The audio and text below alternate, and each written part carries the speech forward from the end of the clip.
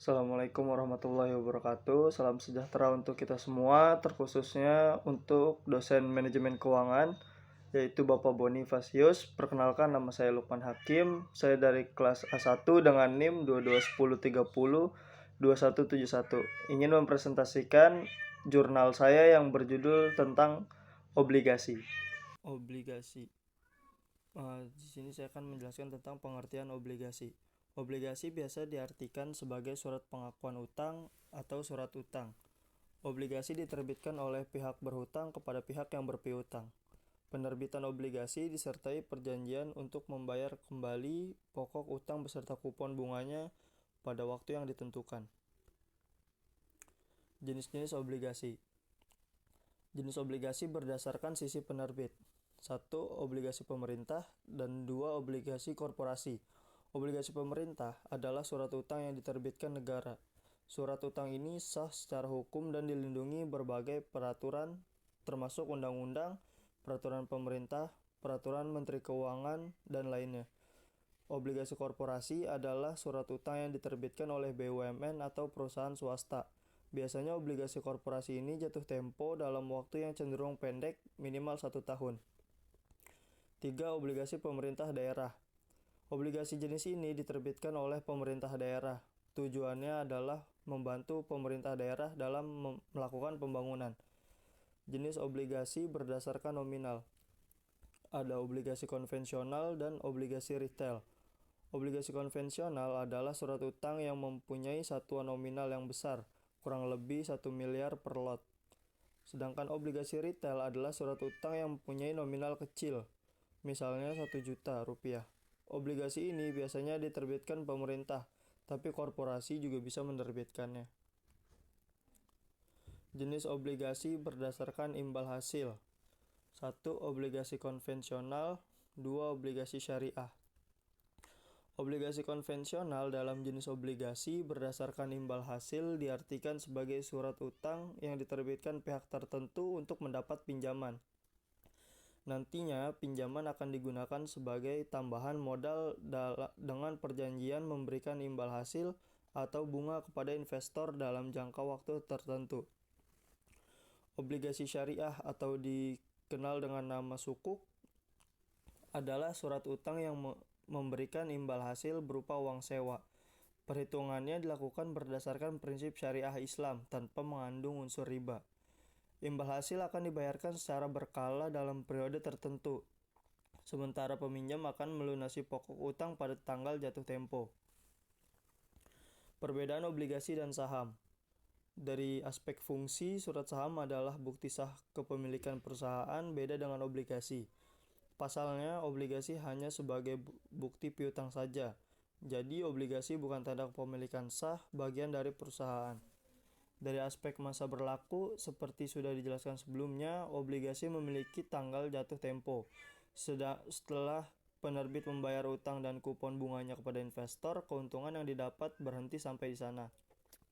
Sementara masa berlaku saham tidak ada batasnya, artinya kepemilikan tetap di tangan Anda selama saham tidak dijual.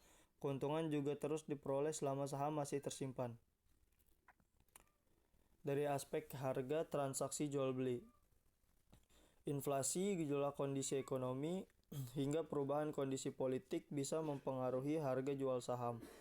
Naik turunnya harga saham memang sangat bergantung pada kondisi tertentu. Dengan begitu, resiko yang investor hadapi cukup besar. Dari aspek besar keuntungan, obligasi dan saham memiliki nilai keuntungan yang berbeda. Keuntungan dari obligasi terpaku pada ketentuan bunga pada surat obligasi.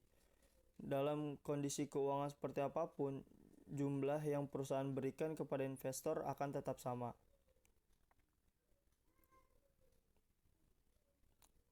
Dari aspek pajak, investor pemegang saham harus membayar pajak karena adanya dividen termasuk jenis pendapatan. Namun pembayarannya tidak investor lakukan sendiri karena sudah terpotong otomatis dari dividen. Sementara pajak dalam obligasi sudah termasuk dalam biaya perusahaan. Jadi seakan-akan tidak ada pajak yang harus investor bayar dalam obligasi. Di sini ada contoh-contoh obligasi. Yang pertama, contoh obligasi korporasi berupa surat utang yang diterbitkan oleh perusahaan swasta nasional termasuk BUMN dan BUMD. 2. Surat utang negara atau SUN atau surat berharga yang diterbitkan oleh pemerintah sesuai dengan Undang-Undang Nomor 24 Tahun 2002. Yang ketiga ada suku korporasi. Ini merupakan instrumen berpendapatan tetap yang diterbitkan berdasarkan prinsip syariah sesuai ketentuan Bapepam dan LKNP 9A.13 tentang efek syariah. 4. Surat berharga syariah negara. Ini merupakan surat berharga yang diterbitkan oleh pemerintah berdasarkan syariah Islam sesuai dengan Undang-Undang Nomor 19 Tahun 2008 tentang surat berharga syariah negara. Yang kelima ada efek beragun aset. Efek beragun aset adalah efek yang bersifat utang yang diterbitkan dengan underlying aset sebagai dasar penerbitan. Lalu pasar obligasi. Pasar primer. Pasar primer adalah tempat diperdagangkannya obligasi saat mulai diterbitkan. Salah satu persyaratan transaksi di pasar primer yang ditetapkan ketentuan pasar modal adalah obligasi harus dicatatkan di Bursa Efek untuk dapat ditawarkan kepada masyarakat.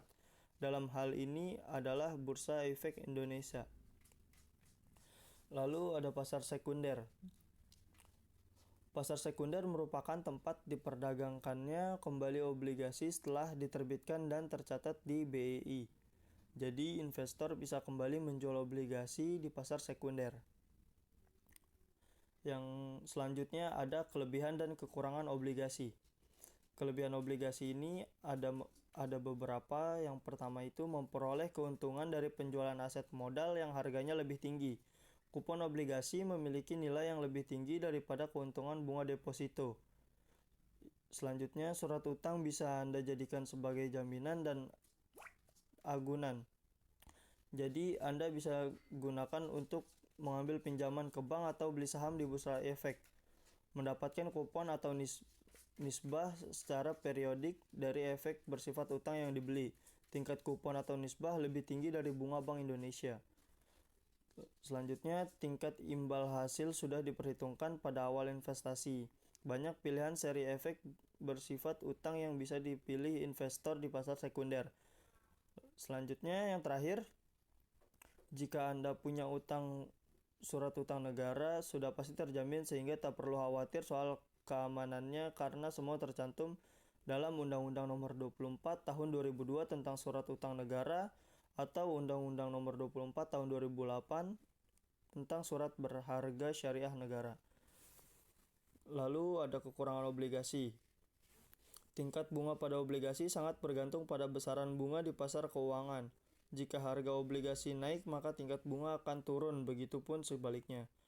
Lalu meski termasuk sebagai investasi yang aman, obligasi tetap memiliki risiko gagal bayar, terlebih jika peminjam tidak mampu membayar bunga dan pokok utang. Obligasi punya risiko capital loss. Ini bisa terjadi ketika Anda menjual obligasi sebelum jatuh tempo. Jika harga jual investasi lebih rendah ketimbang pada saat obligasi tersebut dibeli atau diterbitkan emiten, maka Anda akan rugi. Yang terakhir saya akan membahas tentang rumus obligasi. Di sini saya akan membahas rumus harga obligasi dan rumus durasi obligasi. Yang pertama, harga obligasi adalah nilai sekarang dari arus kas yang diharapkan dari obligasi di masa depan. Untuk menghitung harga obligasi dapat digunakan rumus berikut. 1 C per 1 plus Y pangkat T plus M per 1 plus Y pangkat N. Durasi obligasi adalah ukuran sensitivitas harga obligasi terhadap perubahan suku bunga. Durasi menghitung tengah berat waktu pembayaran kembali obligasi. Rumus durasi untuk obligasi tanpa opsi adalah T dikali C per 1 plus Y pangkat T plus N kali M per 1 plus Y pangkat N per harga obligasi. Sekian materi obligasi dari saya, kurang lebihnya mohon maaf. Assalamualaikum warahmatullahi wabarakatuh.